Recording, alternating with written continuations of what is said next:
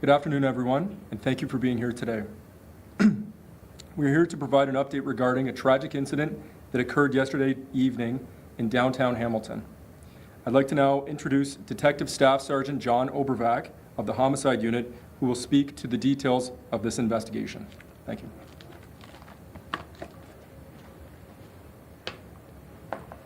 Good afternoon, Detective Staff Sergeant John Obervac, and we're here today to provide an update on the ongoing homicide investigation from yesterday in the area of King Street East and James Street North. Friday, July 11th, 5:25 p.m., Hamilton Police Service received several 911 calls advising that someone had been shot at the corner of King Street East and James Street North. Uniformed patrol officers arrived to a chaotic scene and located two victims. The first victim was a male suffering from a gunshot wound. He was transported to hospital and treated for non-life-threatening injuries. The second victim was found further down King Street West, also suffering from a gunshot wound. Despite life-saving measures, she was pronounced deceased at the scene. Police have identified the deceased victim as 26-year-old Belinda Sarkody. Scene was secured by uniformed patrol officers and the homicide unit was called in to investigate. We are currently searching for the suspect, who is described as white male, medium build, brown hair, wearing a black t-shirt with a white design on the front and a large letter V on the back. He's wearing blue shorts, dark socks, and dark shoes, and wearing a dark colored medical style mask.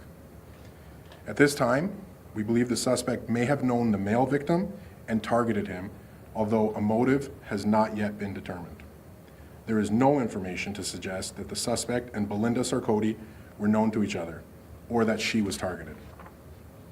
Based on the information we have so far, it appears Belinda was an innocent bystander simply going about her day. Belinda immigrated to Canada from Ghana in 2024 and was living and working here in Hamilton. At the time of the incident, she was spending time with a friend in the downtown core. Her next of kin have been notified and spoken to, and Hamilton Police Victim Services is actively providing support to the family during this incredibly difficult time. At this time, I'll take some questions, but please note that we're still in the early stages of this investigation, and that there may be information I may not be able to share. Detective, I'll ask first. So, looking at HSR data, you had a lot of buses, bus 2280, 1809, 2105, on James Street in the direction the suspect fled. Based upon your evidence markers, including the bullets that went through the Sophie station, the assailant was shooting underneath the cameras of Jackson Square.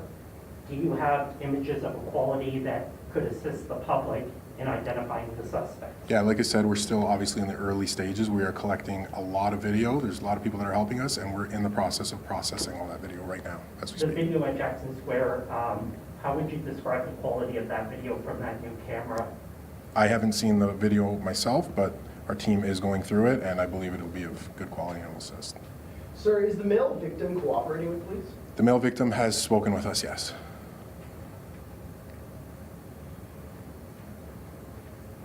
Matt from the Hamilton Spectator. Matt. As I think you mentioned earlier, it was very chaotic there, and a lot of people were worried at the time. They weren't sure what was happening.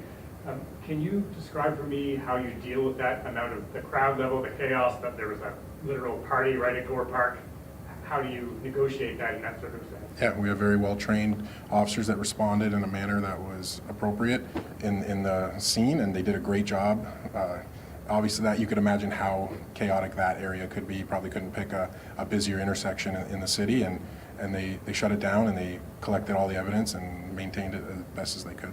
Was there any thought, or would it even been practical to try and clear some of the large outdoor parties right nearby? You know, there's the Arts Crawl on James Street, thousands of people.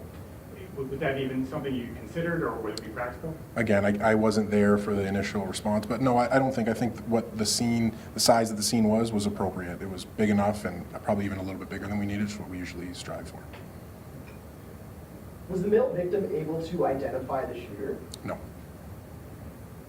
The woman, where she was found, was at the 1A bus stop. Was she waiting for the bus? The information I have is that she was making her way home. I don't know if she was going to be taking the bus or not, but she was finishing her afternoon in the downtown core. So this is the second innocent bystander to die at a bus stop in Hamilton in recent months. What is the Hamilton Police comment on that? All I can tell you is that we are using every available resource to try to identify and locate the person involved and the suspect and solve this obviously tragic crime. At the scene, you had 6 evidence markers indicating some sort of debris strike. Do you know how many casings you recovered at the scene? I can't comment on that due to the ongoing investigation. We haven't even briefed with our forensic officers about the scene yet, so. So she didn't know any of the other people that were involved, the shooter or the target? Are you talking about Belinda? Yes. There's nothing to suggest that she knew anybody involved. Like I said, an innocent bystander just going about her day. How many officers did you have out there for in the end? Do you know? I can't give you an exact number, but everybody that could respond responded while maintaining business continuity on. Did you have to go kind of store by store through Jackson Square in terms of ensuring you knew who was where and everyone was safe? Or? Yeah, there was a canvas for witnesses and video, and of course all of that got done. Was the mall evacuated as a whole? I don't know if the mall was evacuated as a whole. I can't answer that. What is the general area for public that was out that evening and potentially saw something? What's the general area that you're looking for evidence in that people may have saw something that they didn't think of at the time? Could you describe a general area for people? Yep, anywhere in the area of King and James and that whole block in the downtown core.